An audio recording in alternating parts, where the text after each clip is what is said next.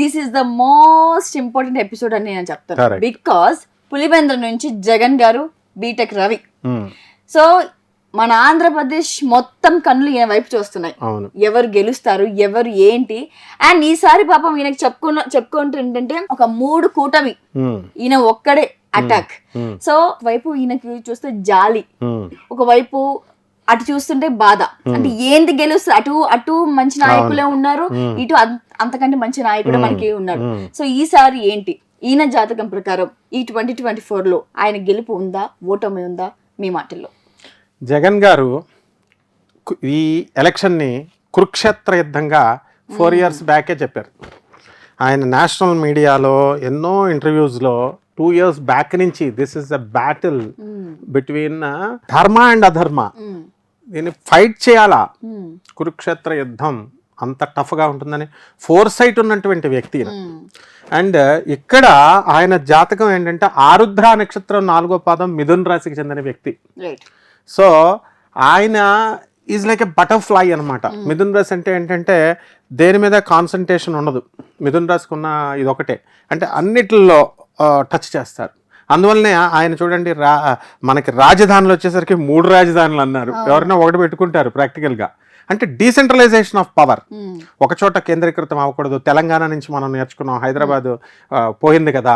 So again అలాంటి situation రాకూడదు అన్న ఉద్దేశంతో, మంచి ఉద్దేశంతో చెప్పినా జనం ఏంటంటే మెటీరియలైజ్ అవ్వకపోతే నమ్మరు. సో ఆ విధంగా ఈయనకి ఈ రాశి మిథున రాశి, లగ్నం వచ్చేసరికి మీన లగ్నం. మీన లగ్నం, మీనం అంటే ఫిష్ అనమాట, దొరకదు.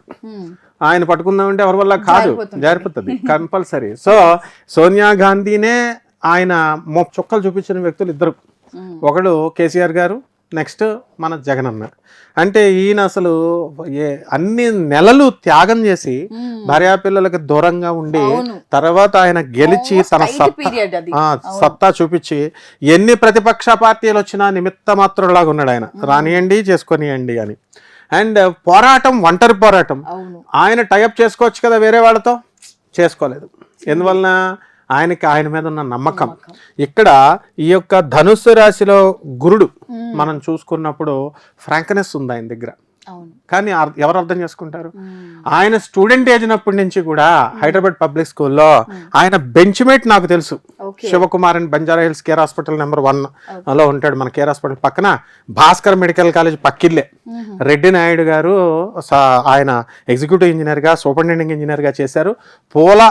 పోల సుబ్బయ్య ప్రాజెక్ట్ని కట్టింది డాక్టర్ రాజశేఖర్ రెడ్డి గారు ఉన్నప్పుడు ఈయన ఎగ్జిక్యూటివ్ ఆఫీసర్గా ఉండి అది పూర్తి చేశారనమాట. సో అప్పటి నుంచి రాజశేఖర్ రెడ్డి గారు పవర్లోకి రానప్పుడు, మినిస్టర్గా ఉన్నప్పుడు, సో అప్పటి నుంచి కూడా జగన్ గారు మాకు తెలుసు.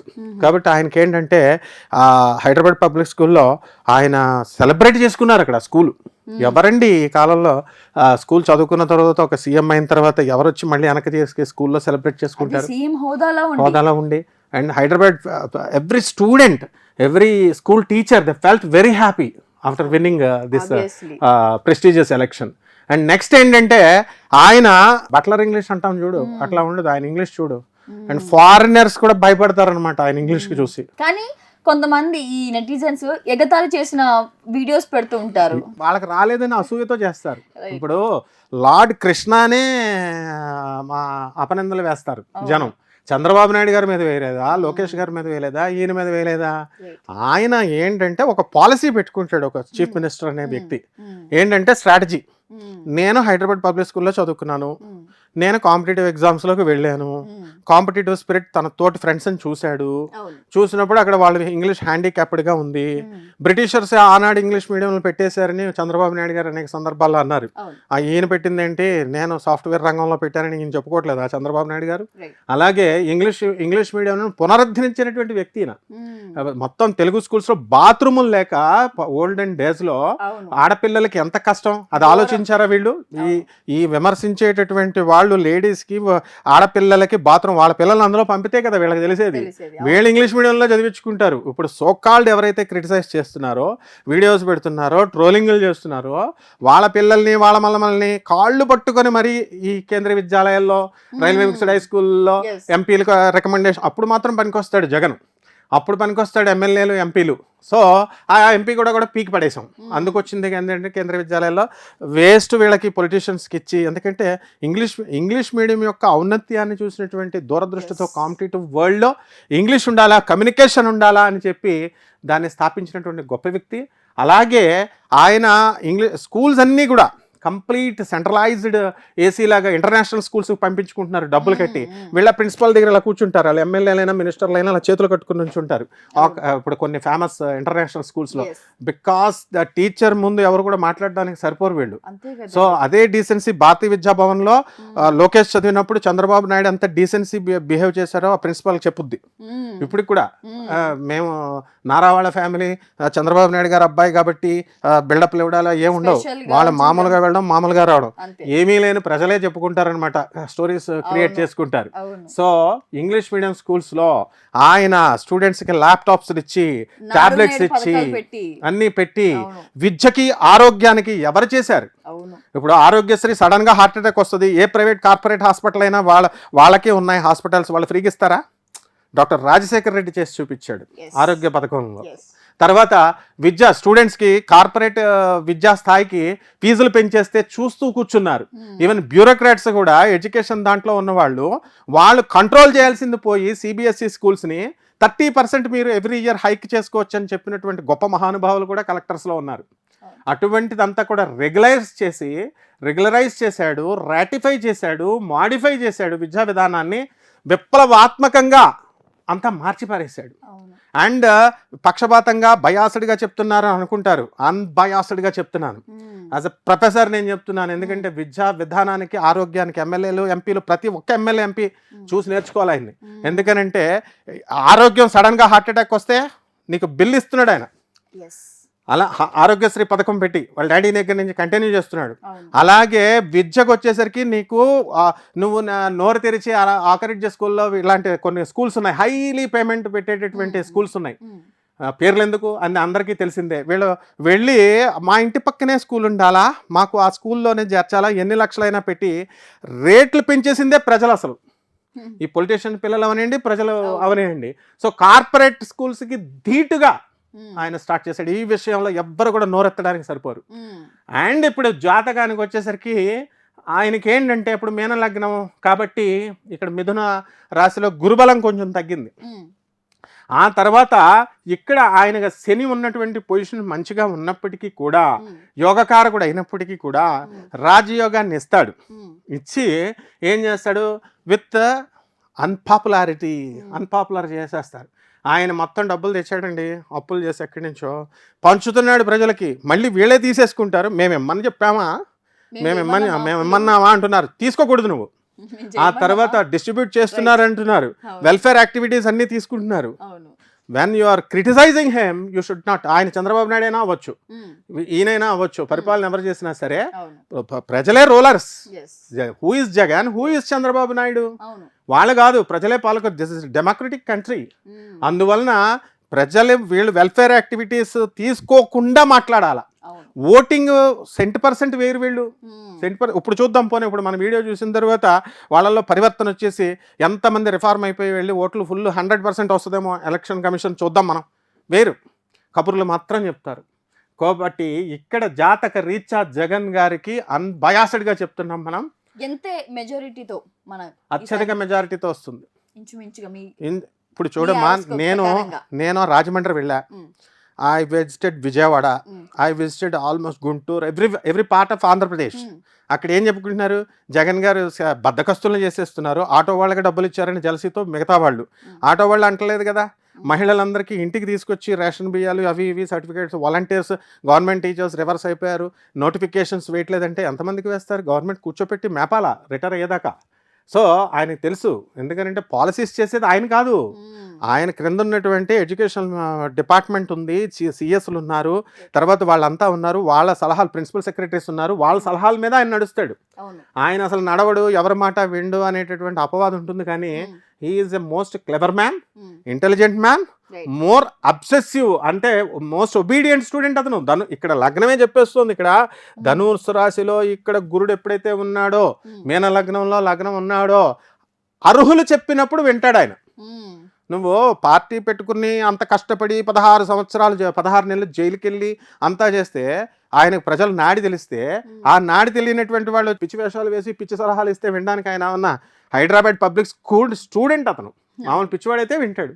కాబట్టి ఆయన ఒక మోనార్క్గా ఒక హిట్లర్గా కనబడతాడు. కానీ మరి ఇప్పుడు ఉన్నటువంటి వాళ్ళందరినీ కూడా రాజకీయాలని ఏకత్రాటి మీదకి తీసుకొచ్చాడా లేదా, భయం పుట్టించాడా లేదా?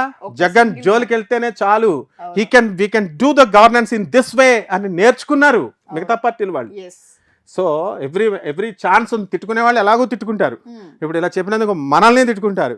బట్ ఆస్ట్రాలజికల్గా చెప్పాలి, ప్లానెట్స్. ఇప్పుడు నీకు ఇంకొక జోక్ చెప్తా. ఈ ప్రజలు ఎలాంటి వాళ్ళు అంటే కొంతమంది ఉంటారన్నమాట బ్యాచ్ వాళ్ళు జాతకాలు గ్రహాలు జాతకాలు చెప్తున్నాయంటారు. గ్రహాలే చెప్తాయి. మనుషులు గ్రహాలు ఓట్లు వేయవు కదా అని కొత్త కామెడీ అనమాట. గ్రహాలు ఓట్లు వేయవు, ప్రజలు వెళ్ళి ఓట్లు వేస్తారు. ఆ చెప్పినోడు వెళ్ళి ఫస్ట్ ఓట్లు వేయడు.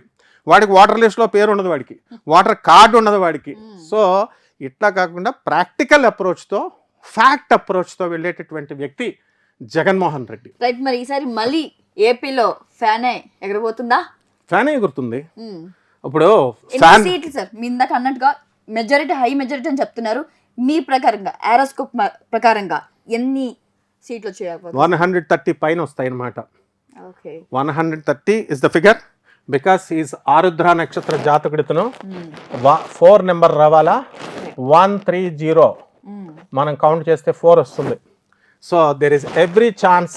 అంటే వీళ్ళు కూడా ఇల్యూజన్స్లో ఉంటారనమాట. 170 వచ్చేస్తాయి, 170 వచ్చేస్తాయి, వాళ్ళకి తెలుసు. అంత సీన్ ఉండదు ఎప్పుడు కూడా.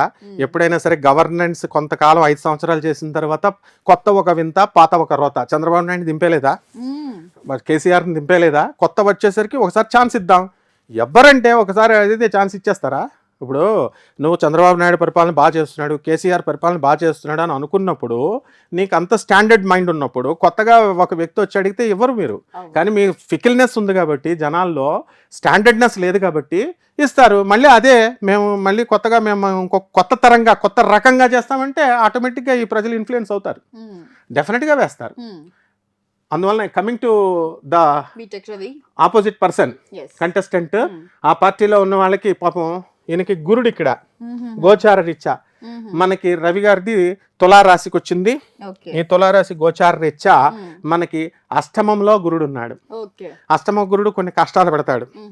ఓట్లు దగ్గరికి అంటే ఇప్పుడు అప్పులు ఇప్పిస్తాడు బాగా.